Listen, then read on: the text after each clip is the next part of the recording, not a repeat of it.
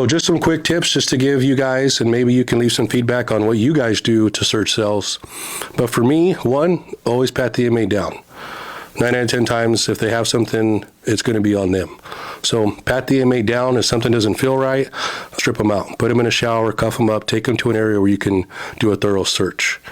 If they're not in the area, whether they're a max custody inmate or maybe they're out to yard, first thing I like to do is when I go into a cell, I like to scan the whole layout of the cell.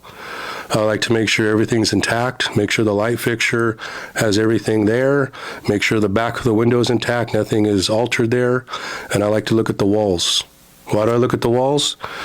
I like to look to see if there's any scrape marks near the bunk area or on the floor.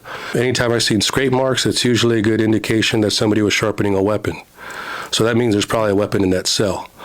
So those are things we forget to look for. So I'm looking for scrape marks, and then I like to look at the interior of the door, right, the back of the door.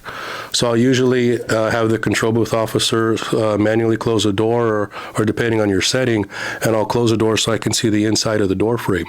See if there's any metal missing, if there's any contraband hidden there. It's an area we ultimately just overlook.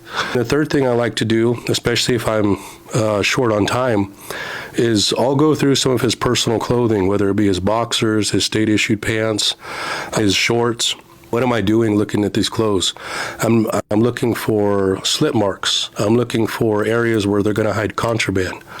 On the inside of the waistband, if they're boxers, I'm looking for little cuts where they would hide their dope. So I'm going to look through 4 or 5 different pairs of clothing because most of the time I'm going to find these things. And with that being said, once you're able to identify where these slits are and where these inmates are hiding their contraband, I'll leave that there, right? And the next time they come out to yard or they come out for whatever and they need to be patted down, that's where I'm going to find the dope. That's where I'm going to find what they're trying to hide.